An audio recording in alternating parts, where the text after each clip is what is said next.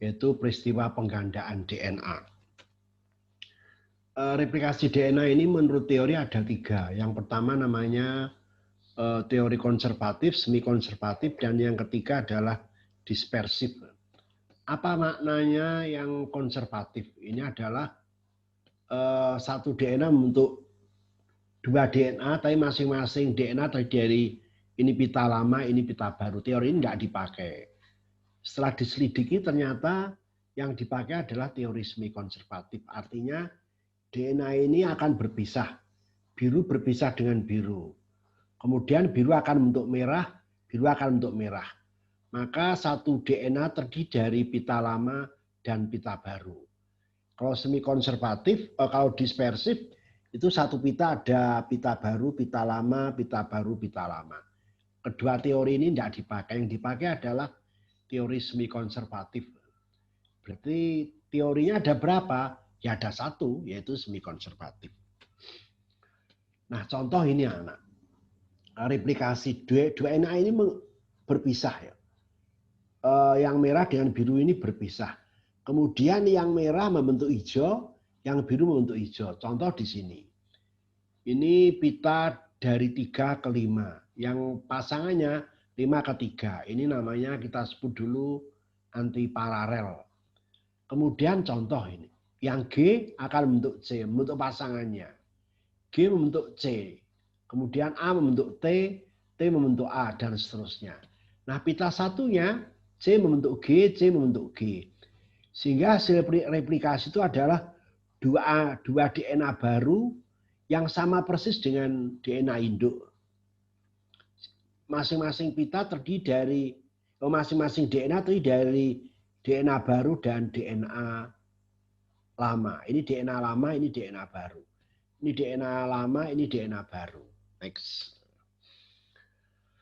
Nah, bagaimana arah replikasi? Nah, ini 2 DNA. Nah, tempat memulainya replikasi itu namanya ini ya, replikasi Fock. Ya.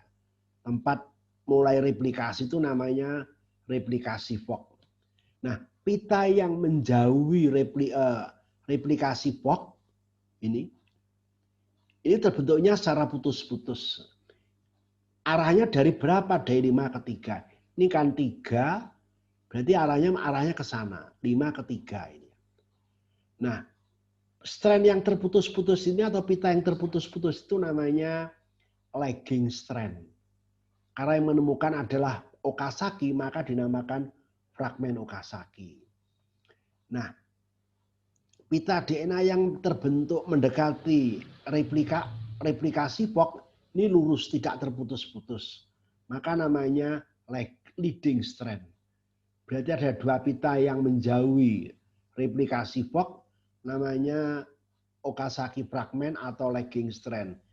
Yang mendekati replikasi Fock itu namanya leading strand. Dari 5 ke 3. Arahnya selalu dari 5 ke 3. Ini nanti akan terus. Sehingga akan terbentuk 2 pita DNA baru.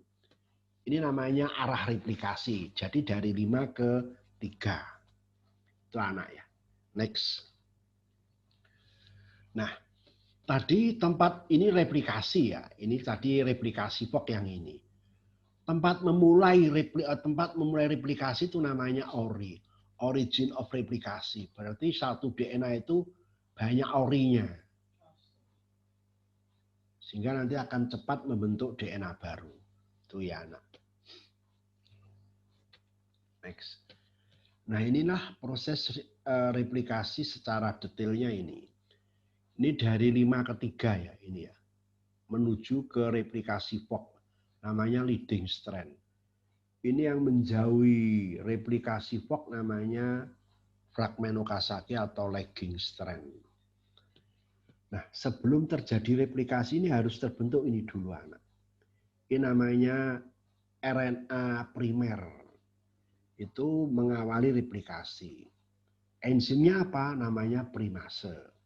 Berarti ini banyak primer. Ini. Terus siapa yang membuka DNA ini? Namanya enzim helikase. Siapa yang membentuk DNA baru? Namanya ini ya. DNA polimerase 3. DNA polimerase 3. Sedangkan siapa yang merubah RNA menjadi DNA sehingga warnanya hijau ini namanya DNA polimerase 1. Karena ini terbentuk putus-putus tadi namanya fragmentokasaki. Nah, siapa yang menggabungkan DNA ini dengan DNA sehingga tidak terputus lagi, maka namanya enzim DNA ligase. Berarti DNA polimerase 3 untuk membentuk DNA baru, DNA polimerase 1 untuk merubah RNA primer jadi DNA, DNA ligase untuk menyambung DNA, terus primase untuk membentuk RNA primer, helikase untuk membuka DNA. Nah, ini ada, ini namanya single strand binding protein.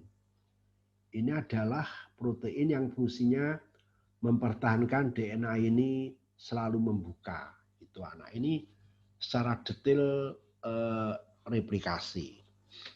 Next.